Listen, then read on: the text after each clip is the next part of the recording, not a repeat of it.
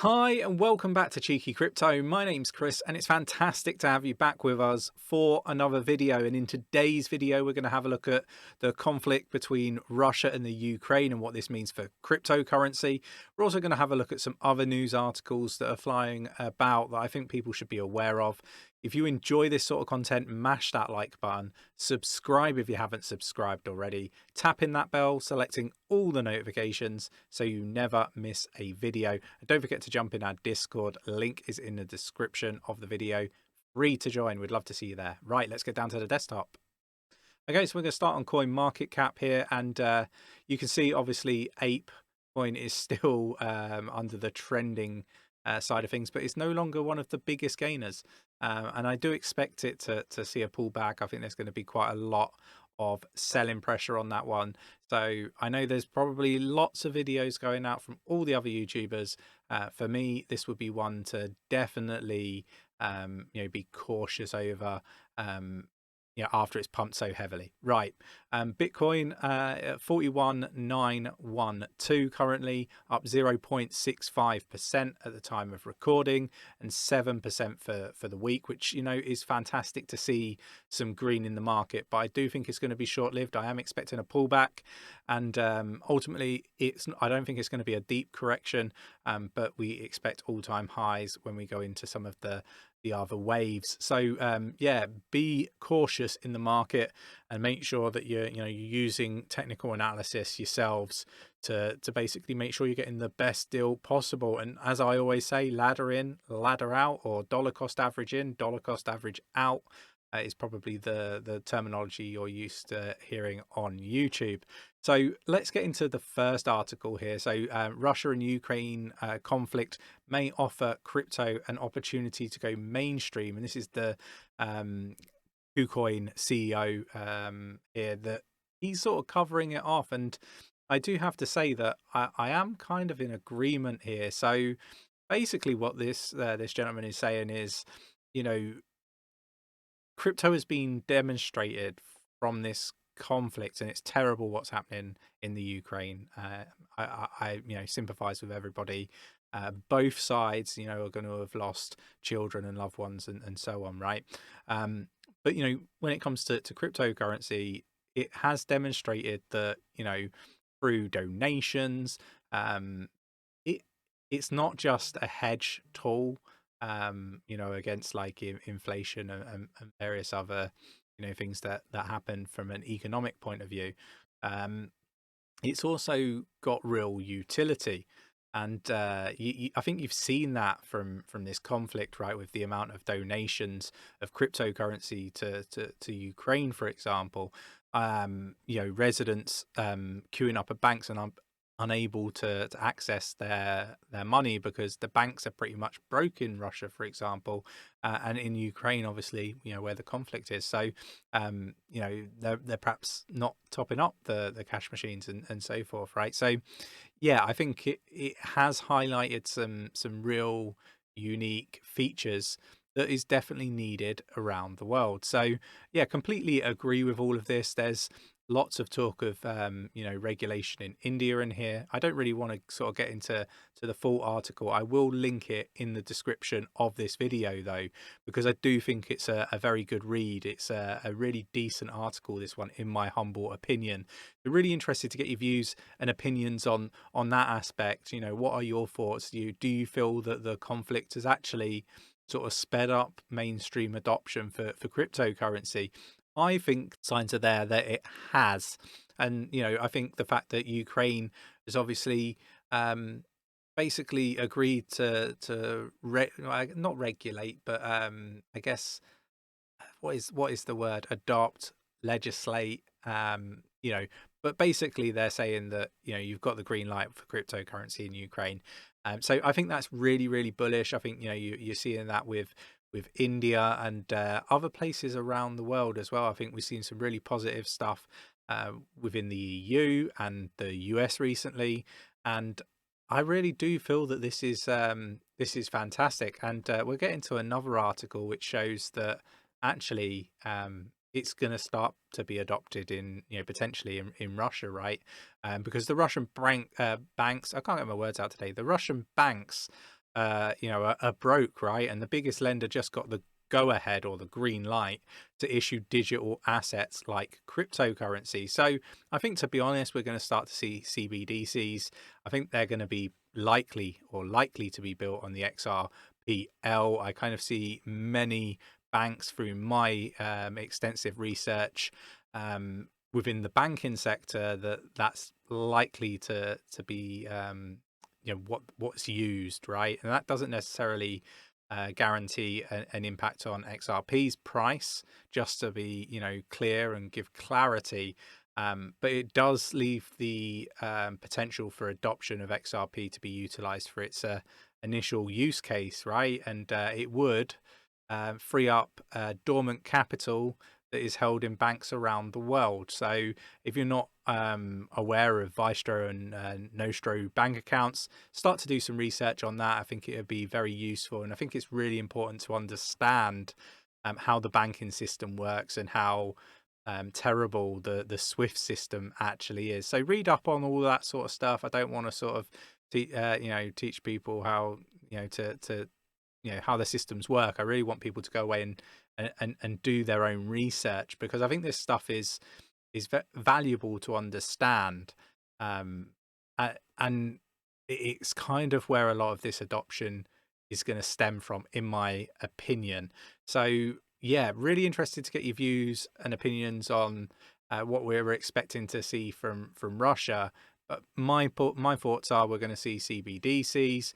I think we're going to then, off the back of that, start to see other integrations, perhaps into DeFi protocols and all of that side of things for yield and regulations. I think we are going to see all of this stuff. I think it's potentially been sped up by this conflict. Obviously, China already has its CBDC. I think it's an obvious one, and I think if you look, and it doesn't even have to be like looking deeply, you're going to start to see, or you're already seeing talk of CBDC. So I think it's, again, really important, really interesting. The other thing here, we've got crypto exchange, obviously looking at potentially getting listed on the NASDAQ. Again, I'm seeing more and more of this, and I want to sort of talk about it because I like to look at the adoption curve, and I know I keep banging on about it, and there might not be many others sort of talking about it, but looking at total value locked on certain protocols, I think is a very good metric for this.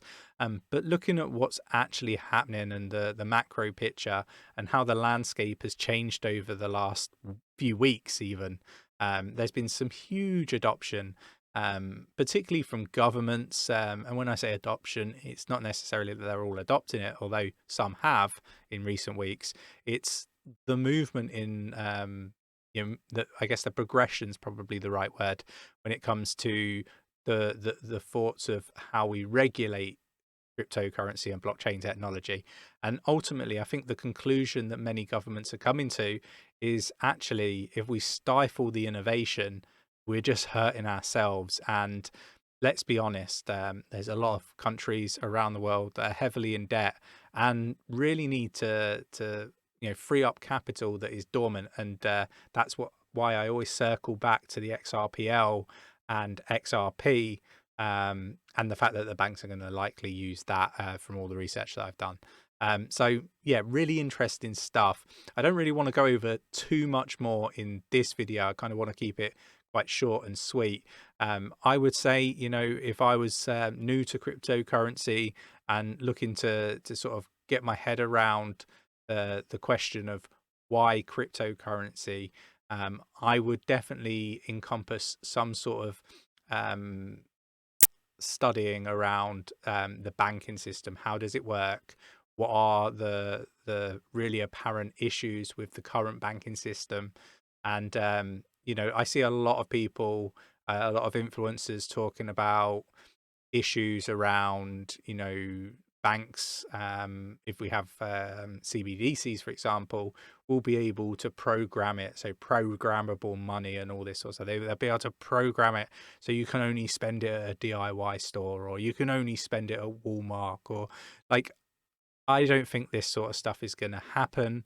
I don't think this is a war on the consumers or the general public from the banks. I think this is more a war on between the governments and the banks.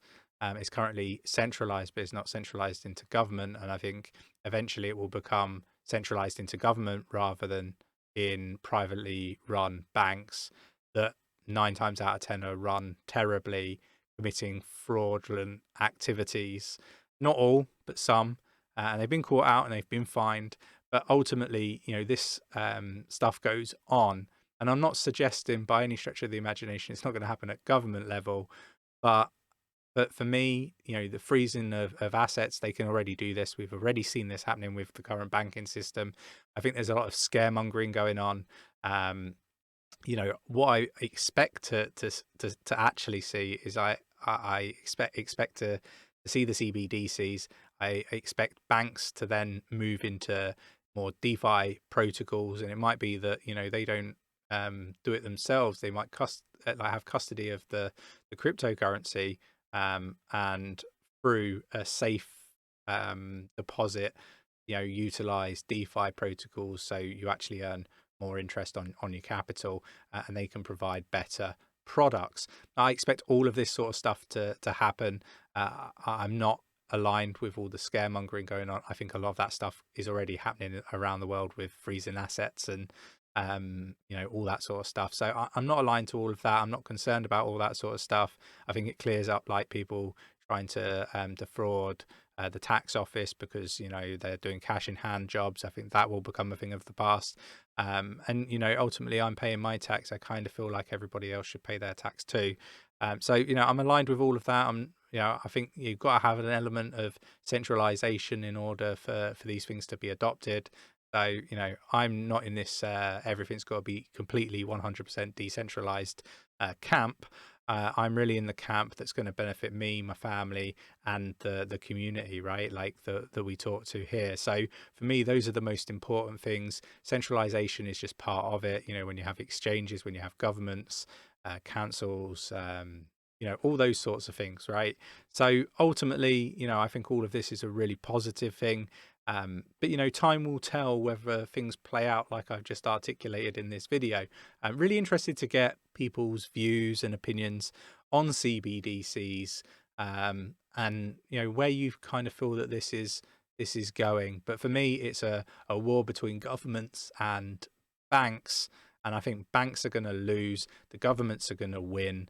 And ultimately, I think general public are going to be much better off. That is my opinion. I think, don't get me wrong, there's going to be bad actors in the space, and they're going to maybe have their assets frozen. But that's no different to today, right? You just have to have a look at, the oligarchs having their assets frozen around the world, right? Like, this isn't new.